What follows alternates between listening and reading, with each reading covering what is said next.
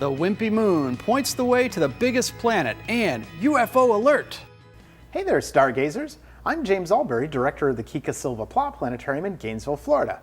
Let's show you how to use the moon next week to help you identify the giant planet Jupiter.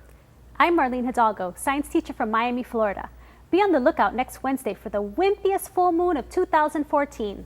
And I'm Dean Regas, astronomer from the Cincinnati Observatory. UFO season opens once again next week because whenever a certain thing happens in the heavens, UFO reports come in from all over. Let's show you. Let's look east at 9 p.m. Monday the 13th. You'll see a big bright moon if the clouds cooperate. You won't even need a dark sky. This works great even from the bright lights of a city. Down to the left of the moon is a bright spot of light, Jupiter, which is extra bright right now because our Earth has just passed between Jupiter and the Sun. But when this happens, Jupiter is extra bright because it's so close. I know you've heard us say that Jupiter is the biggest planet, but Jupiter is actually bigger than all of the rest of the planets put together. You can throw in all the planets, Earth included, then toss in Pluto, all the asteroids, all the comets, all the minor planets, and Jupiter is still about 50% more massive than all that pile of planetary stuff. The next night, the 14th, the moon is much closer to Jupiter, only 5 degrees to Jupiter's right. The next night, the 15th, the moon is well below Jupiter, and I want you to take a close look at this nearly full moon. At midnight Eastern time, the moon will be full, and this is the wimpiest, the smallest full moon of the year.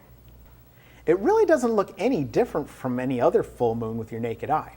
But this full moon is the most distant for 2014, about 30,000 miles farther away than the full moon in August of 2014. It really is smaller by about 13%, but you really can't tell it with just your naked eye. The next night, the 16th, the moon is even lower at 9 p.m. and will rise well after Jupiter, so you'll have a good chance to observe Jupiter in a dark sky before the moon rises.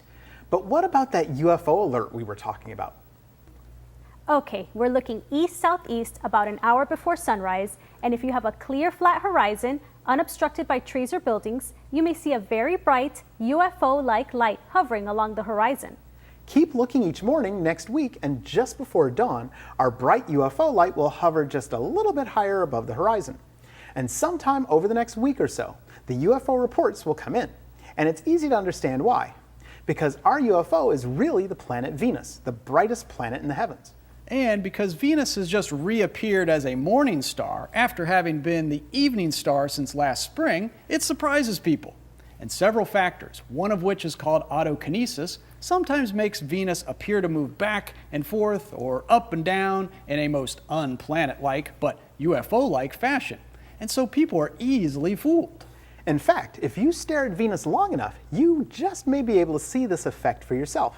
It may seem to wander up and down or sideways. And although some people think it's funny that other people mistake Venus for a UFO, don't be too hard on anybody because it's a perfectly natural result of the way our eyes work. In fact, in the spring of 2012, a pilot for an airline, which will remain nameless, made a panic dive to avoid what he thought was another plane nearly dead ahead. And it gets even better because one naval admiral was very embarrassed by the fact that he actually ordered his ship to fire on the intruder.